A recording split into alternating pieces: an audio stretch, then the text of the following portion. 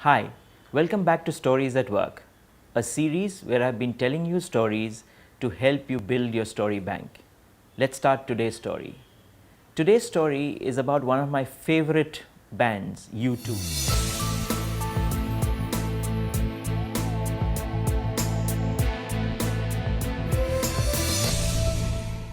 In 1976, four teenagers, Bono, The Edge, Adam Clayton, and Larry Mullen Jr. were studying in the same school when they decided to form a band. They called it U2. In 1980, they released their first album, and clearly they were very good.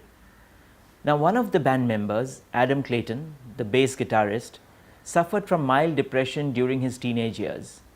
Subsequently, all the pressures of performing at his best, touring, drove him to alcohol. The alcoholism made Adam Clayton very difficult to put up with for the rest of the band members, but they did. They worked with him and they kept him.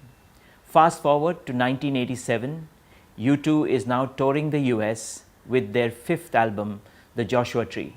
They have reached Tempe, Arizona for two back-to-back concerts on the 3rd of April and the 4th of April.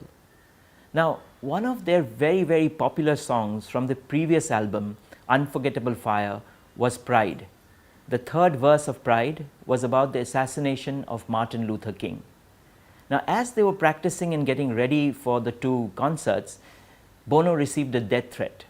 Someone called in and said that if Bono were to sing the song Pride, he would be shot. The group went to the FBI and told them about the death threat. The FBI said at such a short notice, they wouldn't be able to do anything about it. Anyone could come with a handgun and shoot from the crowd. You have to remember, these were the days before metal detectors and sniffer dogs were put around crowded venues. So FBI basically asked them to either cancel the concert or at least not sing the song. U2 decided that they would do none of the above, which is they would continue with the concert and sing the song. With a bit of fear and trepidation, they went into the concert on the 3rd of April. There was a little more trepidation when they sang the song Pride, but nothing happened. But that night at the backstage, their manager, Paul McGuinness, said, you know what, I think they were planning to shoot on the 4th of April.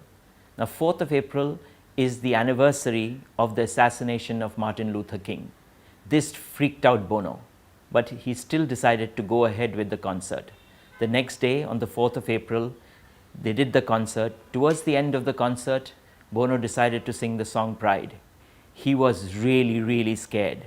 So as he started to sing, he closed his eyes and he sang the entire song with his eyes closed. When he reached the third verse, he was really scared, but he continued to sing the lines about Martin Luther King. Early morning, April 4, shut rings out in the Memphis sky. Three lies, they took your life, they could not take your pride. Once he finished singing the song, Bono opened his eyes only to figure out that Adam Clayton, the bass guitarist, was standing in front of him playing with his back to the audience. He was protecting Bono, and anyone who wanted to shoot Bono would have to shoot him first. What a hair-raising story.